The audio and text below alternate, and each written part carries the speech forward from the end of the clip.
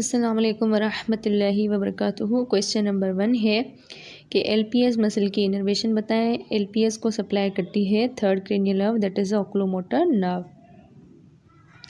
हम आई की मसल की इनर्वेशन इंपॉर्टेंट होती है तो उसको हम रिवाइज करते हैं। सबसे पहले तो जो थर्ड ऑक्यूलोमोटर नर्व होती है या थर्ड नर्व या ऑक्यूलोमोटर नर्व, ये जो होती है सप्लाई करती है सारी एक्स्ट्रा ऑक्यूलर मसल्स को सवाए एसओ एंड एलआर। एसओ मतलब सुपीरियर ओब्लिक और लेटरल रेक्टस, इन दो मसल्स को ये सप्लाई नहीं करती है, बाकी सबको सप्लाई करती है। उसके बाद ये एलपीएस को सप्लाई करती है जो कि हमारा क्वेश्चन था, और ये स्फिंक्टर मसल्स को सप्लाई करती है।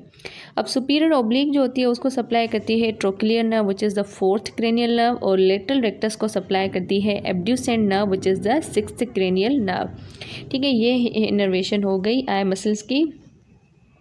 तो यहाँ पे जो क्वेश्चन है एलपीएस में उसमें होगा आंसर ए। उसके बाद कैलेजियन पे आते हैं। कैलेजियन में क्वेश्चन नंबर 1 है कि a young lady with blepharitis presents with the swelling on the right upper lid for the last 1 month and the commonest painless lid swelling is. तो ये क्वेश्चन कैलेजियन है। उससे पहले हम कैलेजियन को पढ़ते हैं। Chalazion is the chronic sterile lipogranuloma of meibomian gland. पहले तो आपने 3 वर्ड्स याद रखने। क्रोनिक, देखें जब भी कोई चीज़ क्रोनिक होती है तो उसकी ड्यूरेशन ज़्यादा होती है। अक्यूट जो होती है उसकी ड्यूरेशन कम होती है, वीक्स में होती है, लेकिन जो क्रोनिक कंडीशन होती है उसकी ड्यूरेशन ज़्यादा होती है। तो कैलेजियन जो है वो क्रोनिक है। सी कैलेजियन में भी है, सी क्रोनिक में भी है। इस तरह से आप इसको याद कर सकते हैं। सेकंड जो बात आपने याद रखनी है, इट इज़ ए स्टेराइल, इसमें इन्फेक्टिव ऑर्गेनिजम्स नहीं होता है। ठीक, और third one is a lipogranuloma, it is a chronic sterile lipogranuloma. लेकिन कौन से ग्लैंड की हो रही है इन्फ्लेमेशन? यहाँ पे मीबोमियन ग्लैंड की इन्फ्लेमेशन है। ठीक, ये आपने बात याद रखनी है। उसके बाद प्रिसिपिटेटिंग फैक्टर्स जो है, यहाँ पे आपको 3 प्रिसिपिटेटिंग फैक्टर्स दिए गए हैं, blepharitis, diabetes mellitus and सिबोरिया।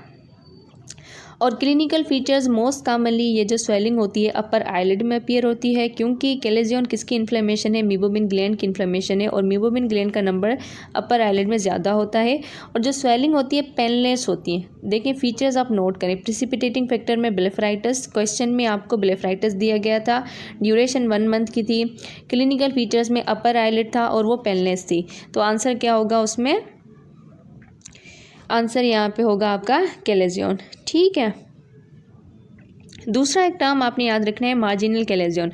Normally जो कैलेजियन होती है वो थोड़ी सी लिड मार्जिन से दूर होती है, लेकिन जो मार्जिनल कैलेजियन होता है उसको मार्जिनल इसी वजह से ही कहते हैं क्योंकि वो आईलिड मार्जिन के करीब होता है। ठीक है, तो ये मार्जिनल कैलेजियन है। मार्जिनल कैलेजियन आईलिड मार्जिन के करीब होता है, और ये क्यों होता है? बिकॉज मीबोमियन ग्लैंड की डक्ट या तो ऑब्स्ट्रक्ट हो जाती है या ग्लैंड ऑफ ज़ीज़ की इन्फ्लेमेशन हो जाती है।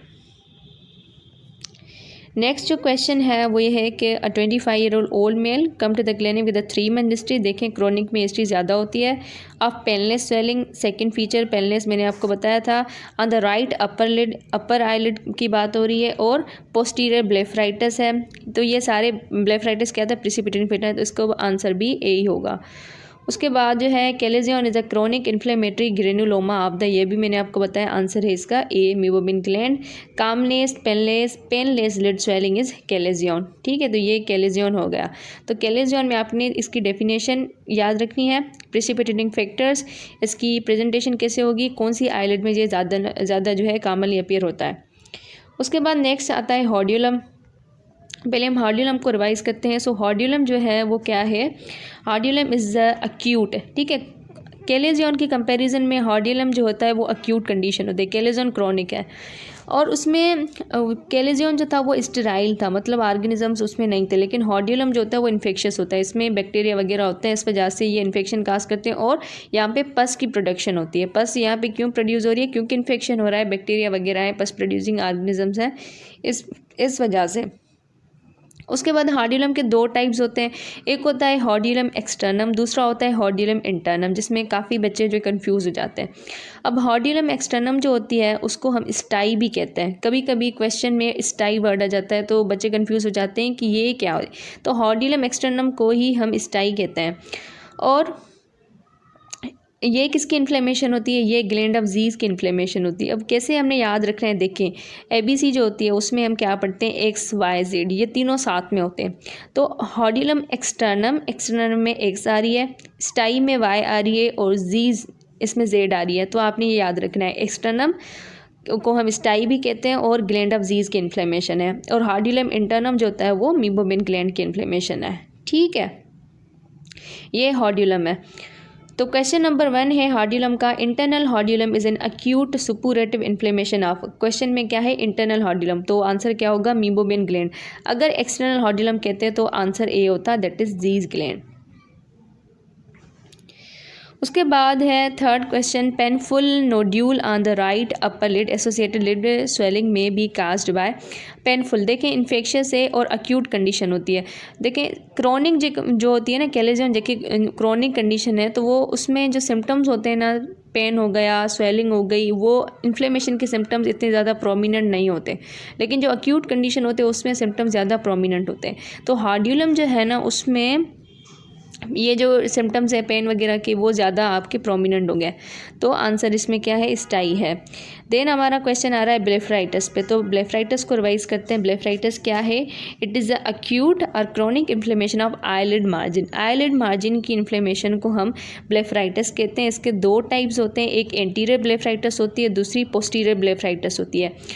एंटीरियर ब्लेफराइटिस मतलब आई लिड के बिल्कुल जो आई लैशेज़ होते हैं ना, जहाँ पे आई लिड मार्जिन में जो आई लैशेज़ होते हैं बिल्कुल वहाँ पे अगर इन्फ्लेमेशन हो रही है, that is the anterior blepharitis. और इससे थोड़ा सा पीछे जाएंगे तो वो पोस्टीरियर ब्लेफराइटिस होगी, क्योंकि पोस्टीरियर ब्लेफराइटिस जो होती है वो मीबोमिन ग्लैंड की इन्फ्लेमेशन होती है। और मीबोमिन ग्लैंड्स जो होते हैं वो पोस्टीरियरली प्रेजेंट होते हैं, थोड़ा से आईलिड मार्जिन से दूर होते हैं। इस वजह से कैलेजियन की जो स्वेलिंग बनती है वो आईलिड मार्जिन से दूर होती है। तो मीबोमिन ग्लैंड जब भी इन्वॉल्व होगा ना, तो उसके जो सिम्टम्स होंगे या जो भी उसकी प्रेजेंटेशन होगी वो आईलिड मार्जिन से थोड़ी सी दूर होगी।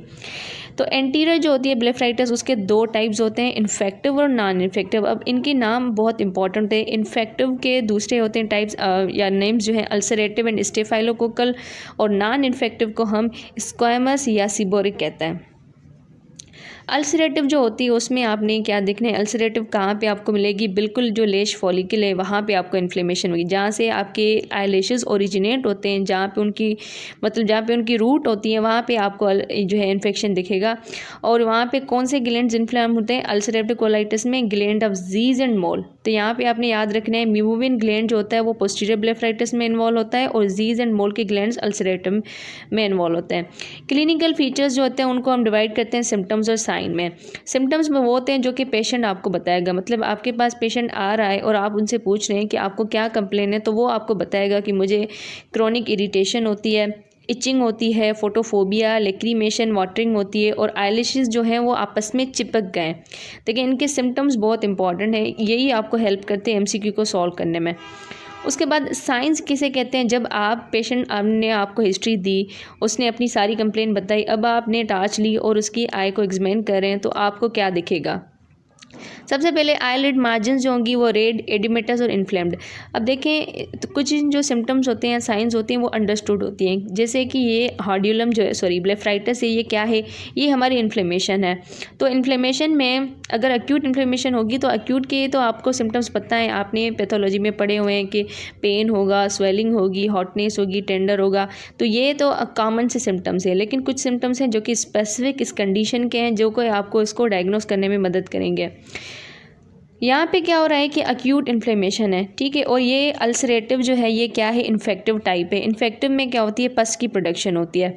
तो यहाँ पे येलो पस होती है, जहाँ जहाँ पे लेश फॉलिकल्स होते हैं, जहाँ जहाँ पे लेशेस की रूट्स होती हैं, वहाँ पे पस बनती है, और वो जो पस होती है आहिस्ता आहिस्ता ड्राई होना स्टार्ट होती है, वो क्रस्ट बनाती है। एक तो आपको पस दिखेगी, पस नहीं तो अगर ड्यूरेशन काफ़ी हो गया है तो आपको क्रस्ट दिखेंगे वहाँ पे, और जब आप उस क्रस्ट को रिमूव करेंगे तो अल्सर बनेगा। ये सारे किसके फीचर्स हैं, अल्सरेटिव कोलाइटिस के। इस वजह से ही हम इसको अल्सरेटिव कह रहे हैं, क्योंकि यहाँ पे क्रस्ट को रिमूव करने पे अल्सर बनना है। ये आपके सिम्टम्स हो गए अल्सरेटिव कोलाइटिस में।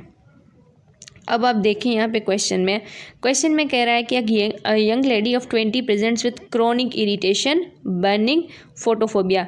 अब देखें क्रॉनिक इरिटेशन भी यहाँ पे मैंने आपको बताया सिम्टम्स में, यहाँ पे chronic irritation, etching and photophobia. तो ये आपके ब्लेफराइटिस में। ऑन स्लिट लैम्प एग्जामिनेशन, अब आप जब एग्जामिन करें, the eyelashes are matted together with yellow crust, ये भी मैंने आपको बताया, ग्लोइंग ऑफ आई लैशेज और येलो क्रस्ट आपको मिलेंगे। क्रस्ट कैसे बनते हैं, जो पस होती है वो ही ड्राई होकर क्रस्ट बनाती है। वन ऑफ दीज क्रस्ट पर रिमूव्ड विथ फोर्सेप, फिर जब हम उन क्रस्ट को रिमूव कर रहे हैं तो ब्लीडिंग हो रही है। What is the most likely diagnosis, तो ये तो बिल्कुल क्लियर है, that is a ulcerative colitis. तो इसी का ही नाम आपको चेंज करके जो है कंफ्यूज कर सकते हैं। तो ये अल्सरेटिव इन्फेक्टिव है स्टेफाइलोकोकल, नॉन इन्फेक्टिव स्क्वामस और सीबोरिक। उसके बाद जो है सेकंड क्वेश्चन है the term madarosis. Madarosis is the means absence of the eyelashes, और इनको छोड़ें आप। उसके बाद हम आते हैं ट्रिकियासिस। ट्रिकियासिस को रिवाइज करते हैं। ट्रिकियासिस क्या है, it is a miss direction of the eye lashes towards the globe. Normally हमारी जो आई लैशेज होती हैं वो आउटवर्ड डायरेक्शन में होती हैं, ठीक है, लेकिन इस कंडीशन में क्या होता है कि आई लैशेज ग्लोब की तरफ होती हैं। अब ये क्यों मसला हो रहा है, बेसिकली आप देखें ना, जब भी आपके आँख में एक हल्का सा बाल जो होता है, एक बाल आपकी आँख में चला जाता है तो कितनी इरिटेशन होती है, आपको मज़ा नहीं आता जब तक आप उस बाल को रिमूव ना कर दें। यहाँ पे एक से ज़्यादा बाल्स जो हैं वो कंटिन्यूसली ग्लोब को इरिटेट करें तो पेशेंट को प्रॉब्लम होगी, that is a trichiasis. Clinical features क्या हैं, सिंपल है, कोई आँख में कोई चीज़ जली जा रही है, कोर्निया काफ़ी सेंसिटिव होती है तो फॉरेन बॉडी सेंसेशन होगी, और फिर उस इरिटेशन को कम करने के लिए हमारी जो आँखें होंगी वो ज़्यादा जो है वाटर प्रोड्यूस करेंगी, ज़्यादा टीयर्स प्रोड्यूस करेंगी, लैक्राइमेशन होगा, फोटोफोबिया, रेडनेस होगी। देन थर्ड आ रहा है कोर्नियल एपिथेलियल डिफेक्ट। अगर हम इस कंडीशन को ट्रीट नहीं करें तो कंटिन्यूसली इरिटेशन की वजह से आहिस्ता आहिस्ता कोर्निया में जो एपिथेलियल में वो डैमेज होगी, एंड फाइनली कोर्नियल अल्सरेशन होगी। कॉम्प्लिकेशंस कौन सी हो सकती हैं, कंजक्टिवा है यहाँ पे और कोर्निया है। कंजक्टिवा की इन्फ्लेमेशन होगी तो कंजक्टिवाइटिस, अगर कोर्निया की इन्फ्लेमेशन होगी तो केराटाइटिस। अगर कोर्निया की इन्फ्लेमेशन को हम ट्रीट नहीं करें तो आगे जाके ये कोर्नियल ओपेसिटी बन जाएगी। ये हमारी ट्रिकियासिस है। ट्रीटमेंट इसका इम्पॉर्टेंट है। तो क्वेश्चन नंबर फर्स्ट है ट्रिकियासिस में डिस्ट्रिकियासिस मीन्स, अब ये क्या है बेसिकली, हाँ, ये हमारी दो चीज़ें आपने याद रखनी है कि ट्रिकियासिस जो है उसकी जो दो डिफरेंशियल डायग्नोसिस है वो है सूडो ट्रिकियासिस और डिस्ट्रिकियासिस। सूडो ट्रिकियासिस किसे कहते हैं, देखें जब भी वर्ड सूडो आता है तो उसका मतलब क्या होता है, फॉल्स, मतलब कोई चीज़ असल में नहीं होती है लेकिन हमें ऐसा लग रहा होता है कि वो चीज़ है। यहाँ पे प्रॉब्लम जो होता है वो बालों में नहीं होता, मतलब आईलैशेस जो हैं उनमें कोई प्रॉब्लम नहीं होता, प्रॉब्लम होता है आईलिड मार्जिन में। सूडो ट्रिकियासिस में क्या होता है कि इंट्रोपियन होता है। इंट्रोपियन का मतलब होता है कि आई की आईलिड मार्जिन जो होती है वो अंदर की तरफ इन्वर्टेड होती है। तो जब पूरी आईलिड की मार्जिन अंदर की तरफ इन्वर्टेड है तो आईलैशेस जो हैं वो भी आईलिड मार्जिन के साथ अटैच हुए हैं तो वो भी अंदर की तरफ इन्वर्टेड होंगे। तो यहाँ पे मेन जो प्रॉब्लम है वो आईलिड मार्जिन में है। दूसरी जो कंडीशन होती है वो डिस्ट्रिकियासिस है, जो कि हमारा क्वेश्चन में दिया गया है। It is a congenital condition. पहली बात ये कंजेनाइटल कंडीशन होती है। दूसरी बात इसमें क्या होता है कि एक तो हमारे नॉर्मल जो आईलैशेस होते हैं उनके अलावा इनमें एक एक्स्ट्रा और एक एबनॉर्मल रो होती है आईलैशेस की। वो जो पूरी एबनॉर्मल रो होती है वो सारे जो होते हैं मिसडायरेक्टेड होते हैं। इस कंडीशन को हम डिस्ट्रिकियासिस कहते हैं, ठीक है। मतलब सिंपल ये है, डिस्ट्रिकियासिस कंजेनाइटल कंडीशन है। तो यहाँ पे वो डिस्ट्रिकियासिस जो है, एक minute, distichiasis is absent of eyelashes और accessory row of the lashes. Answer is the B. उसके बाद हम आते हैं ट्रीटमेंट ऑफ द ट्रिकियासिस। अब ट्रीटमेंट क्या है, ट्रीटमेंट में ये है, मसला क्या है, आईलैशेस जो हैं वो आँख को इरिटेट कर रही हैं तो हमने इन आईलैशेस को रिमूव करना है। Number first treatment is एपिलेशन। एपिलेशन simply हमने क्या करना है, फोर्सेप लेके आईलैशेस को प्लग कर देना है जो भी एबनॉर्मल है उसके थ्रू। लेकिन मसला ये है कि हमारे हेयर्स जो है दोबारा ग्रो करते हैं तो वो जो है दोबारा ग्रो करेंगे और दोबारा जो है उसको इरिटेट करेंगे। तो हम क्या करेंगे, इलेक्ट्रोलाइसिस करेंगे। इलेक्ट्रोलाइसिस में हम क्या करते हैं, इलेक्ट्रिक करंट को यूज़ करके लेश फॉलिकल को ही डिस्ट्रॉय कर देते हैं, मतलब वहाँ पे जो है दोबारा से हेयर्स ग्रो नहीं करेंगे। ये होती है इलेक्ट्रोलाइसिस। लेकिन इलेक्ट्रोलाइसिस जो है उसके बाद और एक बेटर ऑप्शन है that is a cryotherapy. Cryotherapy में हम क्या करते हैं, टेम्परेचर यूज़ करते हैं, फ्रीजिंग टेम्परेचर -200 का टेम्परेचर यूज़ करके हम लैश फॉलिकल्स को फ्रीज़ करते हैं और उस फ्रीजिंग के दौरान वो जो है डिस्ट्रॉय हो जाते हैं, ख़त्म हो जाते हैं। लेकिन डिफरेंस क्या है इलेक्ट्रोलाइसिस एंड क्रायोथेरेपी में? इलेक्ट्रोलाइसिस में हम करंट यूज़ करें और वहाँ पे जो मेन मसला है वो हम एक एक लैश फॉलिकल को डिस्ट्रॉय करें, लेकिन क्रायोथेरेपी में हम at a time large number में जो है लैश फॉलिकल्स को डिस्ट्रॉय कर सकते हैं। देन हमारे आर्गन लेज़र है जो कि पेनलेस होती है। कॉन्टैक्ट लेंसेज जो है वो हम पेशेंट को दे सकते हैं, लेकिन ये टेम्परेरी है, मतलब हम पेशेंट को कॉन्टैक्ट लेंसेज देंगे तो जो बाल होंगे आईलैशेस वो कॉन्टैक्ट लेंसेज को इरिटेट करेंगे, डायरेक्ट कॉर्निया या कंजक्टिवा को इरिटेट नहीं करेंगे, लेकिन ये टेम्परेरी है, मतलब पर्सन कब तक जो है कॉन्टैक्ट लेंसेज पहन सकता है। उसके बाद surgery full thickness wedge section, मतलब वो जो आईलिड है जो कि अंदर की तरफ इवर्टेड है उसको ही हम जो है सीधा कर दें। And anterior displacement of the posterior lid lamella, ये सारे इसके ट्रीटमेंट है। अब क्वेश्चन में आ रहा है कि एक मिनट, हाँ, treatment of the trichiasis include epilation, electrolysis and skin muscle rejection, ये सारे उसमें ट्रीटमेंट में आ रहे हैं, ठीक है। उसके बाद है entropion. Entropion the common causes of cicatricial entropion include. अब इंट्रोपियन को हम रिवाइज करते हैं। What is entropion? It is a eyelid margin turn toward the eyeball. जब आईलिड मार्जिन जो होती है आईबॉल की तरफ टर्न होती है तो उसको हम इंट्रोपियन कहते हैं। Normally eyelid margin outward direction में होती है, टर्न्ड नहीं हुई होती, इस वजह से आईलैशेस जो होते हैं वो भी अपनी डायरेक्शन में होते हैं, वो हमारे आईबॉल को इरिटेट नहीं करते हैं। तो इंट्रोपियन जो होते हैं उसके दो टाइप्स होती हैं, एक होती है कंजेनाइटल बाय बर्थ और दूसरी होती है अक्वायर्ड इंट्रोपियन। मतलब पहले जो बच्चा पैदा हुआ है तो नॉर्मल है, लेकिन फिर किसी रीज़न की वजह से उसकी आईलैशेस जो हैं आईलिड्स जो हैं वो अंदर की तरफ टर्न्ड है, दैट इज़ अक्वायर्ड। अब अक्वायर्ड जो होते हैं उसके 3 टाइप्स होते हैं, सिनाइल, सिकाट्रिकल और स्पास्टिक।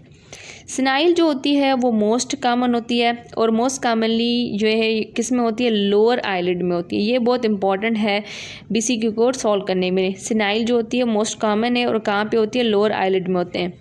उसके बाद इसका काज क्या होता है, देखिए जब भी वर्ड सिनाइल आता है ना तो मतलब एज से रिलेटेड कोई मैकेनिज्म होता है। जैसे आपने पैथोलॉजी में सिनाइल एट्रोफी पढ़ी होगी जो कि एज के साथ होती है, या सिनाइल कैटरेक्ट होता है, मतलब जब पर्सन ग्रो करता है अब वो 50 चला जाता है तो फिर आहिस्ता आहिस्ता कैटरेक्ट डेवलप होता है। तो सिनाइल वर्ड जो होता है एज से रिलेटेड होता है। तो यहाँ पे भी वही रीज़न हो रहा है कि यहाँ पे जो लोअर लिड रिट्रैक्टर्स हैं जो हमारी आई लिड को रिट्रैक्ट करते हैं, आई बाल की तरफ जाने नहीं देते, उनकी एट्रोफी हो रही है। और टार्सल प्लेट जो होती है जो कि सपोर्ट देती है हमारी स्केलेटल, मतलब सपोर्ट देती है हमारी आई लिड्स को, वो भी जो है उनकी भी एट्रोफी हो रही है। तो रिजल्टिंग क्या हो रहा है कि आई लिड मार्जिन जो है अंदर की तरफ टर्न हो रही है, ये हमारी सिनाइल हो गई। उसके बाद होती है सिकाट्रिकल। जैसे सिनाइल वर्ड जो होता है एज के साथ रिलेटेड होता है, सिकाट्रिकल वर्ड रिलेटेड होता है स्कार के साथ। सिकाट्रिकल भी कॉमन टाइप है, लेकिन यहाँ पे कौन सी लिड इन्वॉल्व हो रही है, अपर आईलिड इन्वॉल्व हो रही है। तो यहाँ पे डिफरेंस नोट करें, सिनाइल जो है उसमें लोअर आईलिड इन्वॉल्व होगी और सिकाट्रिकल में अपर आईलिड। क्या हो रहा है बेसिकली सिकाट्रिकल मतलब अपर आईलिड में कि जो हमारी कंजक्टिवा है, पल्पेबरल कंजक्टिवा, वहाँ पे स्कार की फॉर्मेशन हो रही है। अब स्कार फॉर्मेशन की वजह से आईलिड जो है वो अंदर की तरफ क्यों टर्न हो रही हैं, देखें जब भी जिस जगह पे भी कोई इंजरी आती है, कोई वुंड बनता है, फिर वहाँ पे स्कार बनने लगता है। तो स्कार में क्या होती है, फाइब्रस टिश्यू होती है, वहाँ का जो एरिया होता है वो कम हो जाता है, मतलब वो शॉर्ट होता है, वो अंदर की तरफ कंट्रैक्ट करता है। तो यहाँ पे क्या हो रहा है कि हमारे अंदर की जो कंजक्टिवा है वहाँ पे कोई ट्रामा आ रहा है, वहाँ पे कोई हम उसके काजेस देख रहे हैं, किसी भी रीज़न की वजह से वहाँ पे स्कार डेवलप हो रहा है और स्कार की वजह से आईलिड जो है अंदर की तरफ टर्न हो रही है, that is a cicatricial. Senile age के साथ रिलेटेड होता है और उसमें लोअर आईलिड इन्वॉल्व होती है, और सिकाट्रिकल जो होता है उसमें अपर आईलिड इन्वॉल्व हो रही है और स्कार फॉर्मेशन हो रही है। अब काजेस इसके इंपॉर्टेंट है, trachoma, Stevens Johnson syndrome, ocular cicatricial pemphigoid, chemical injury and trauma, ये इसके काजेस आपने याद रखने हैं।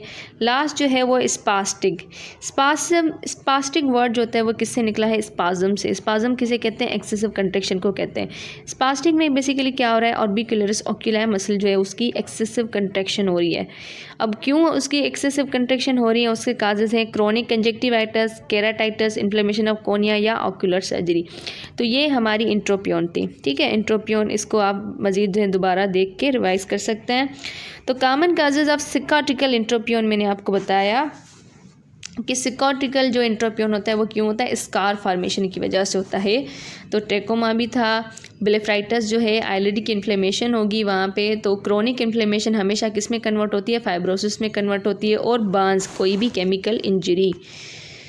उसके बाद हम आते हैं in old age the commonest cause of lower lid entropion. Lower lid entropion का कॉमनेस्ट काज क्या है, lower lid laxity, A option.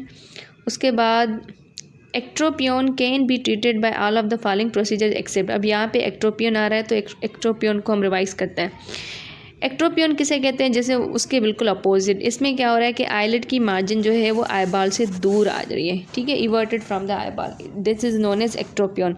इसके भी दो टाइप्स हैं, एक कंजेनाइटल है, दूसरा इसमें अक्वायर्ड है। अक्वायर्ड में आपके दो वही सेम है, सीनाइल और सिकाट्रिकल। थर्ड जो है इंट्रोपियोन में थर्ड था स्पास्टिक, लेकिन यहाँ पे क्या है, पैरालाइटिक है। अगेन सीनाइल कॉम्बिनेस्ट है और लोअर आईलिड इसमें इन्वॉल्व हो रही है। काज इसका क्या होता है, senile laxity of the tissues of the eyelid and tone decrease, मतलब एलपीएस का टोन जो है वो डिक्रीज़ हो रहा है, और जो हमारे टिश्यूज़ होते हैं आहिस्ता आहिस्ता उनकी, ये वर्ड आपने याद रखने, senile laxity of tissues of the eyelid.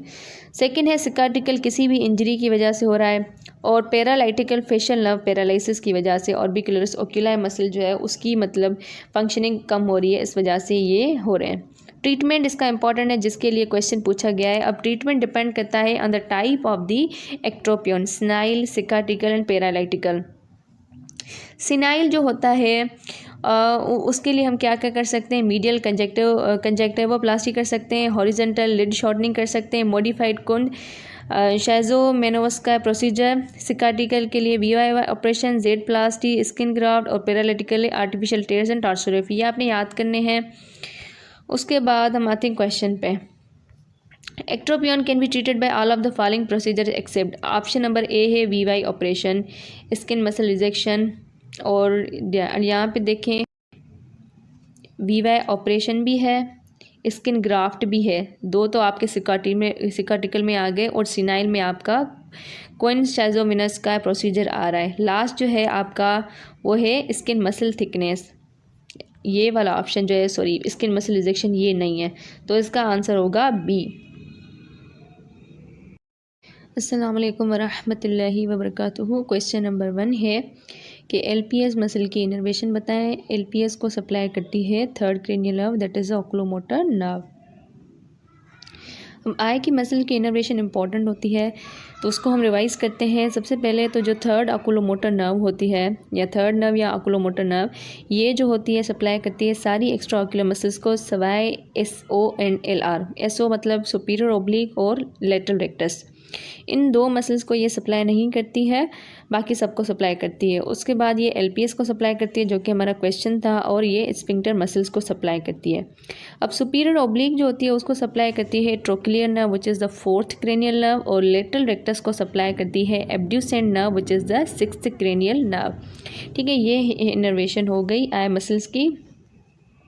तो यहाँ पे जो क्वेश्चन है एलपीएस में, उसमें होगा आंसर ए। उसके बाद कैलेजियन पे आते हैं। कैलेजियन में क्वेश्चन नंबर 1 है कि a young lady with blepharitis presents with the swelling on the right upper lid for the last 1 month and the commonest painless lid swelling is.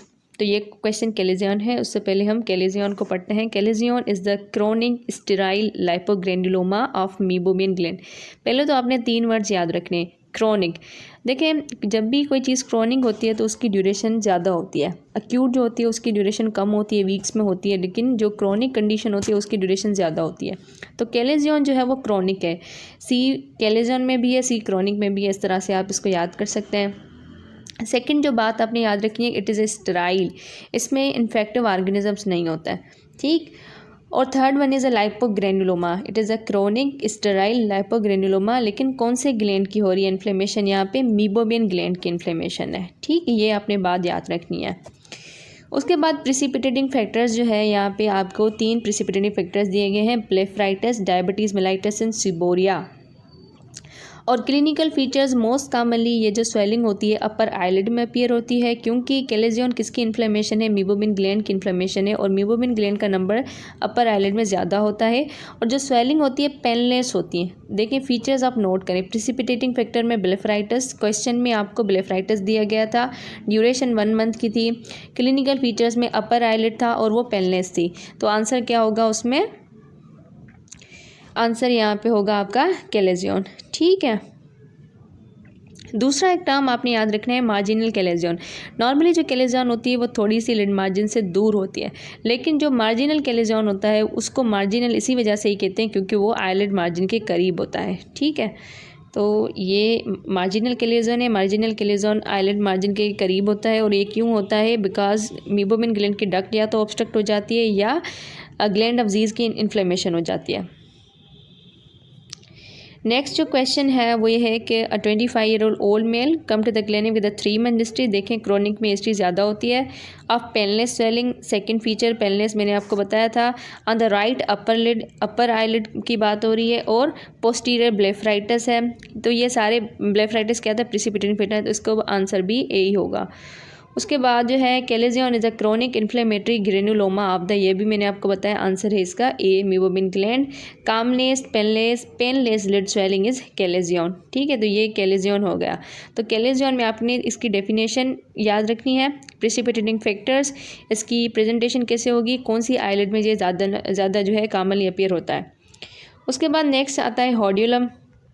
पहले हम हॉर्ड्यूलम को रिवाइज करते हैं। सो हॉर्ड्यूलम जो है वो क्या है, हॉर्ड्यूलम इज़ अक्यूट। ठीक है, कैलेजियन की कंपैरिजन में हॉर्ड्यूलम जो होता है वो अक्यूट कंडीशन होती है, कैलेजियन क्रॉनिक है।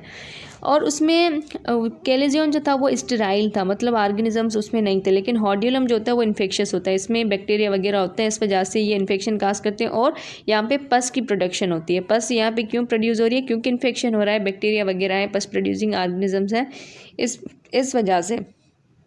उसके बाद हॉर्ड्यूलम के 2 टाइप्स होते हैं, एक होता है हॉर्ड्यूलम एक्सटर्नम, दूसरा होता है हॉर्ड्यूलम इंटरनम, जिसमें काफ़ी बच्चे जो कंफ्यूज हो जाते हैं।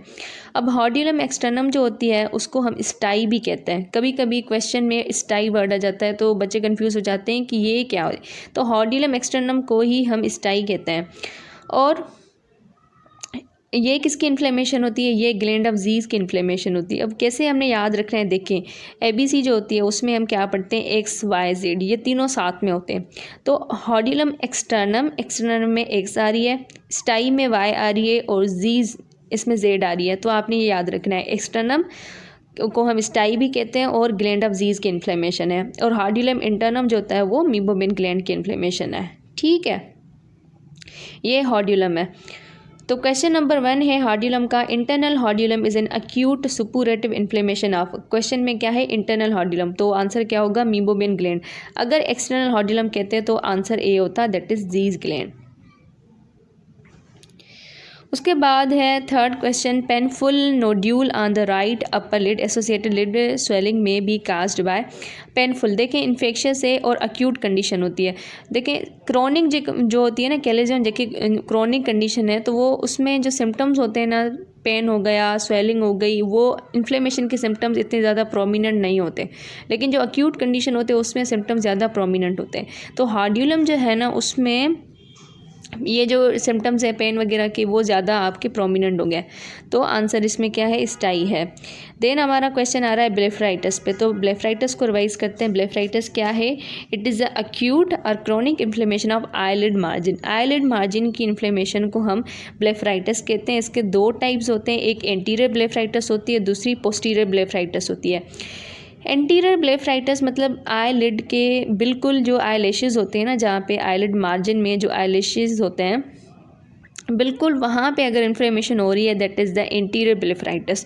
और इससे थोड़ा सा पीछे जाएंगे तो वो पोस्टीरियर ब्लेफराइटिस होगी, क्योंकि पोस्टीरियर ब्लेफराइटिस जो होती है वो मीबोमिन ग्लैंड की इन्फ्लेमेशन होती है, और मीबोमिन ग्लैंड्स जो होते हैं वो पोस्टीरियरली प्रेजेंट होते हैं, थोड़ा से आईलिड मार्जिन से दूर होते हैं।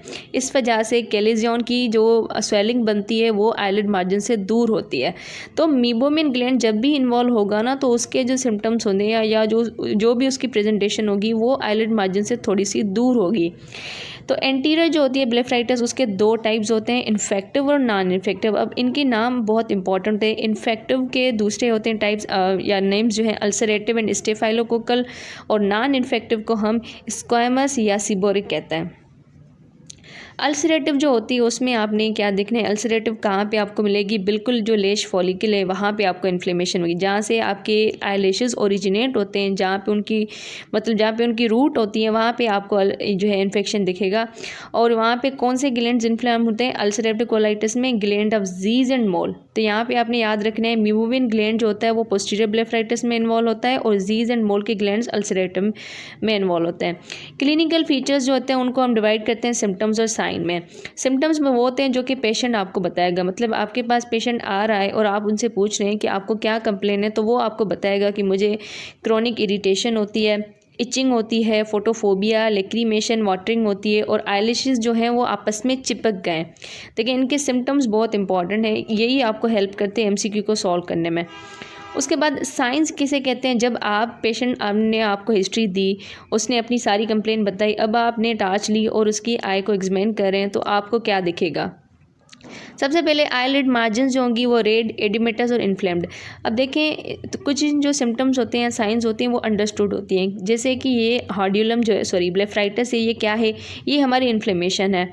तो इन्फ्लेमेशन में अगर एक्यूट इन्फ्लेमेशन होगी तो एक्यूट के तो आपको सिम्टम्स पता है, आपने पैथोलॉजी में पढ़े हुए हैं कि पेन होगा, स्वेलिंग होगी, हॉटनेस होगी, टेंडर होगा, तो ये तो कॉमन से सिम्टम्स है। लेकिन कुछ सिम्टम्स हैं जो कि स्पेसिफिक इस कंडीशन के हैं, जो कोई आपको इसको डायग्नोस करने में मदद करेंगे।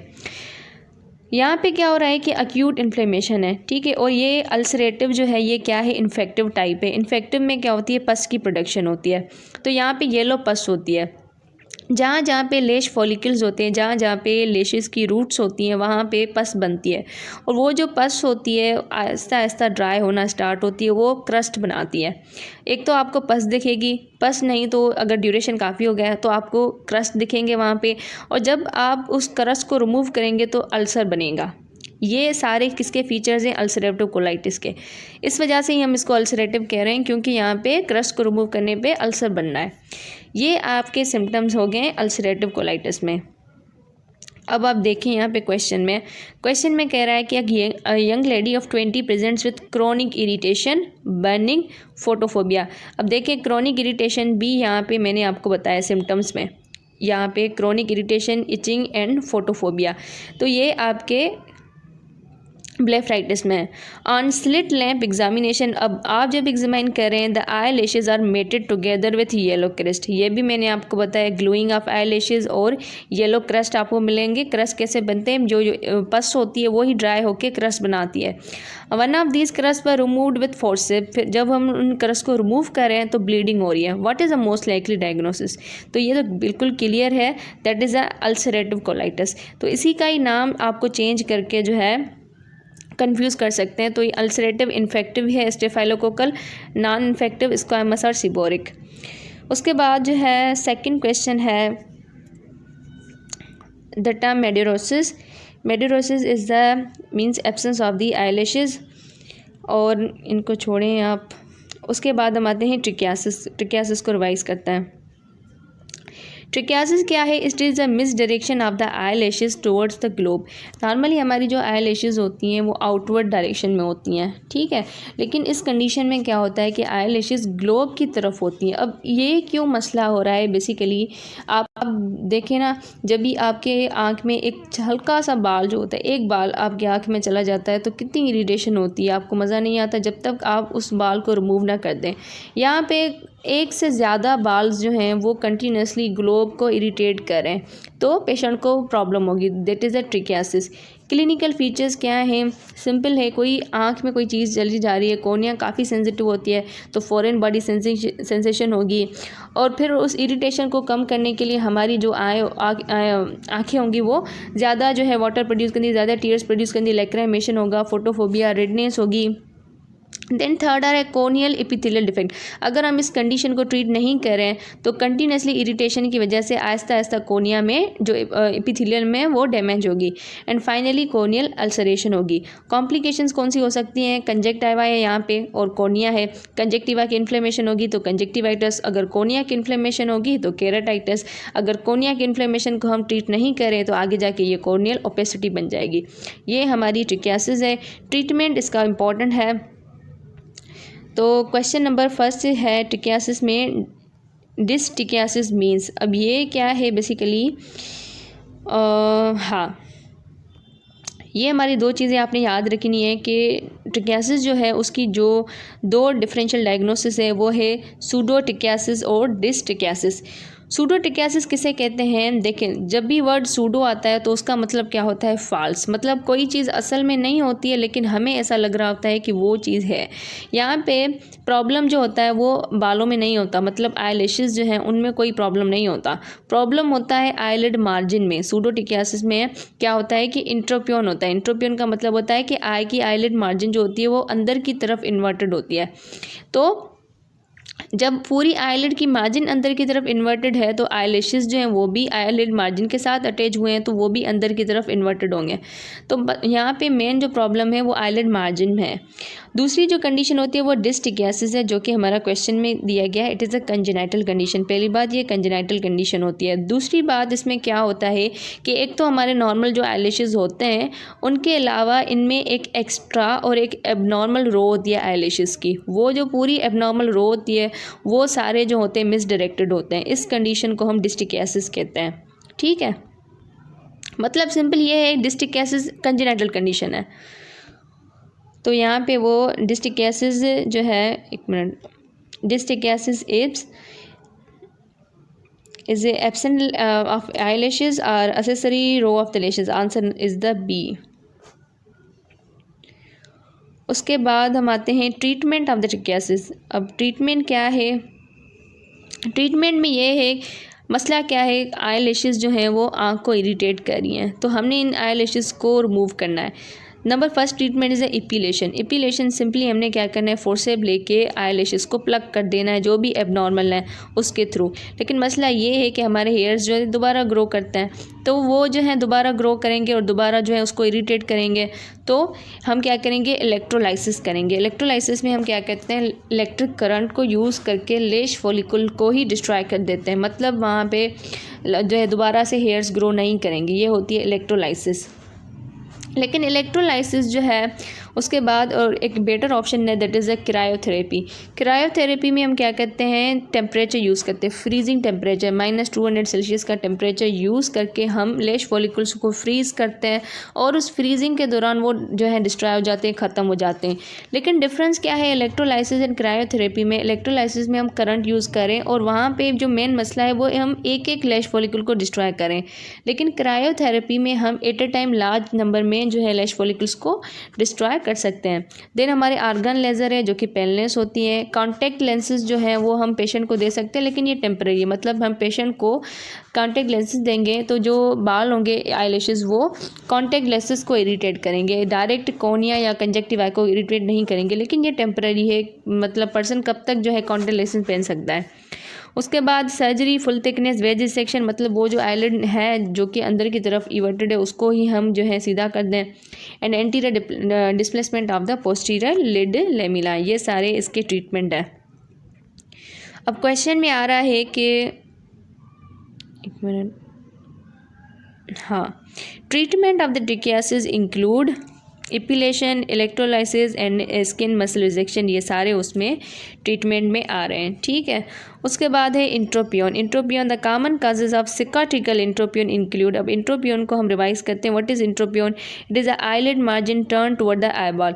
जब आईलिड मार्जिन जो होती है आईबॉल की तरफ टर्न होती है तो उसको हम इंट्रोपियन कहते हैं। Normally eyelid margin outward direction में होती है, टर्न्ड नहीं हुई होती। इस वजह से आईलैशेस जो होते हैं वो भी अपनी डायरेक्शन में होते हैं, वो हमारे आईबॉल को इरिटेट नहीं करते हैं। तो इंट्रोपियन जो होते हैं उसके दो टाइप्स होती हैं। एक होती है कंजेनाइटल बाय बर्थ और दूसरी होती है अक्वायर्ड इंट्रोपियन। मतलब पहले जो बच्चा पैदा हुआ है तो नॉर्मल है लेकिन फिर किसी रीज़न की वजह से उसकी आईलैशेस जो हैं, सॉरी आईलिड्स जो हैं वो अंदर की तरफ टर्न्ड है, दैट इज़ अक्वायर्ड। अब अक्वायर्ड जो होते हैं उसके 3 टाइप्स होते हैं, सिनाइल, सिकाट्रिकल और स्पास्टिक। सिनाइल जो होती है वो मोस्ट कॉमन होती है और मोस्ट कॉमनली जो है किस में होती है, लोअर आईलिड में होती है। ये बहुत इंपॉर्टेंट है बीसीक्यू को सॉल्व करने में। सिनाइल जो होती है मोस्ट कॉमन है और कहाँ पे होती है, लोअर आईलिड में होते हैं।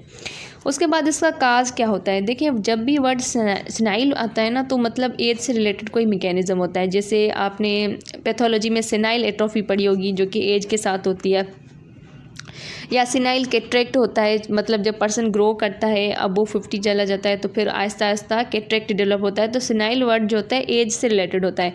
तो यहाँ पे भी वही रीज़न हो रहा है कि यहाँ पे जो लोअर लिड रिट्रैक्टर्स हैं, जो हमारी आई लिड को रिट्रैक्ट करते हैं, आई बाल की तरफ जाने नहीं देते, उनकी एट्रोफी हो रही है। और टार्सल प्लेट जो होती है जो कि सपोर्ट देती है हमारी स्केलेटल, मतलब सपोर्ट देती है हमारी आई लिड्स को, वो भी जो है उनकी भी एट्रोफी हो रही है। तो रिजल्टिंग क्या हो रहा है कि आई लिड मार्जिन जो है अंदर की तरफ टर्न हो रही है। ये हमारी सिनाइल हो गई। उसके बाद होती है सिकाट्रिकल। जैसे सिनाइल वर्ड जो होता है एज के साथ रिलेटेड होता है, सिकाट्रिकल वर्ड रिलेटेड होता है स्कार के साथ। सिकाट्रिकल भी कॉमन टाइप है, लेकिन यहाँ पे कौन सी लिड इन्वॉल्व हो रही है, अपर आईलिड इन्वॉल्व हो रही है। तो यहाँ पे डिफरेंस नोट करें, सिनाइल जो है उसमें लोअर आईलिड इन्वॉल्व होगी और सिकाट्रिकल में अपर आईलिड। क्या हो रहा है बेसिकली सिकाट्रिकल मतलब अपर आईलिड में, कि जो हमारी कंजेक्टिवा है, पल्पेबल कंजेक्टिवा, वहाँ पे स्कार की फॉर्मेशन हो रही है। अब स्कार फॉर्मेशन की वजह से आईलिड जो है वो अंदर की तरफ क्यों टर्न हो रही है, देखें जब भी जिस जगह पे भी कोई इंजरी आती है, कोई वुंड बनता है, फिर वहाँ पे स्कार बनने लगता है। तो स्कार में क्या होती है, फाइब्रस टिश्यू होती है, वहाँ का जो एरिया होता है वो कम हो जाता है, मतलब वो शॉर्ट होता है, वो अंदर की तरफ कंट्रैक्ट करता है। तो यहाँ पे क्या हो रहा है कि हमारे अंदर की जो कंजेक्टिवा है वहाँ पे कोई ट्रामा आ रहा है, वहाँ पे कोई हम उसके काजेस देख रहे हैं, किसी भी रीज़न की वजह से वहाँ पे स्कार डेवलप हो रहा है और स्कार की वजह से आईलिड जो है अंदर की तरफ टर्न हो रही है। That is a सिकाट्रिकल।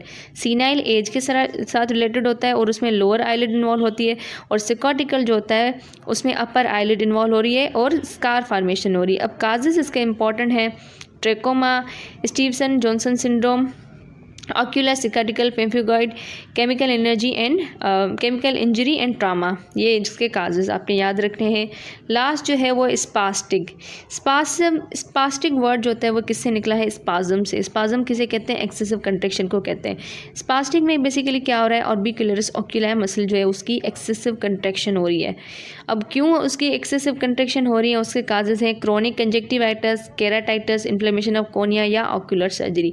तो ये हमारी इंट्रोपियोन थी, ठीक है। इंट्रोपियोन इसको आप मज़ीद दोबारा देख के रिवाइज कर सकते हैं। तो कॉमन काजेज ऑफ सिकाट्रिकल इंट्रोपियोन मैंने आपको बताया कि सिकाट्रिकल जो इंट्रोपियोन होता है वो क्यों होता है, स्कार फॉर्मेशन की वजह से होता है।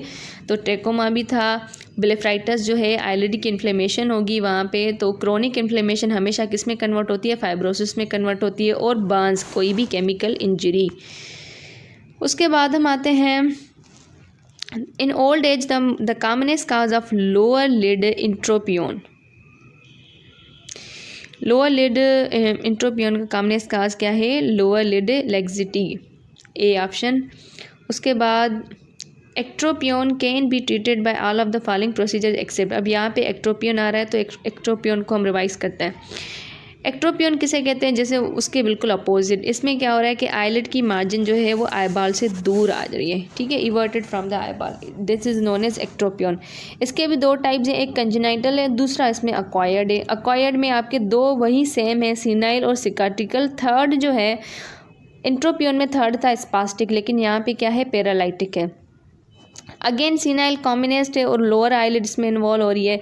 काज इसका क्या होता है, senile laxity of the tissues of the eyelid and tone decrease, मतलब एलपीएस का टोन जो है वो डिक्रीज़ हो रहा है, और जो हमारे टिश्यूज़ होते हैं आहिस्ता आहिस्ता उनकी, ये वर्ड आपने याद रखने हैं, senile laxity of tissues of the eyelid. Second है सिकाट्रिकल, किसी भी इंजरी की वजह से हो रहा है, और पैरालाइटिकल फेशियल नर्व पैरालिसिस की वजह से, ऑर्बिकुलरिस ऑक्यूलाई मसल जो है उसकी मतलब फंक्शनिंग कम हो रही है, इस वजह से ये हो रहे हैं। ट्रीटमेंट इसका इंपॉर्टेंट है, जिसके लिए क्वेश्चन पूछा गया है। अब ट्रीटमेंट डिपेंड करता है on the type of the ectropion, senile, cicatricial and paralytical. Senile जो होता है उसके लिए हम क्या क्या कर सकते हैं, मीडियल कंजक्टिवोप्लास्टी कर सकते हैं, हॉरिजॉन्टल लिड शॉर्टनिंग कर सकते हैं, मॉडिफाइड कुंड शैजोमेनोस का प्रोसीजर, सिकाटिकल के लिए VYY operation, Z प्लास्टी, skin graft और पैरालिटिकली आर्टिफिशियल टेयर्स एंड टार्सोरेफी, ये आपने याद करने हैं। उसके बाद हम आते हैं क्वेश्चन पे। Ectropion can be treated by all of the following procedure except, option number A है VY operation, skin muscle resection, और यहाँ पे देखें VY ऑपरेशन भी है, स्किन ग्राफ्ट भी है। दो तो आपके सिकाटिकल में आ गए, और सिनाइल में आपका कोइनशैजोमिनस का प्रोसीजर आ रहा है। लास्ट जो है आपका वो है स्किन मसल थिकनेस, ये वाला ऑप्शन जो है, सॉरी, स्किन मसल रिजेक्शन ये नहीं है, तो इसका आंसर होगा बी।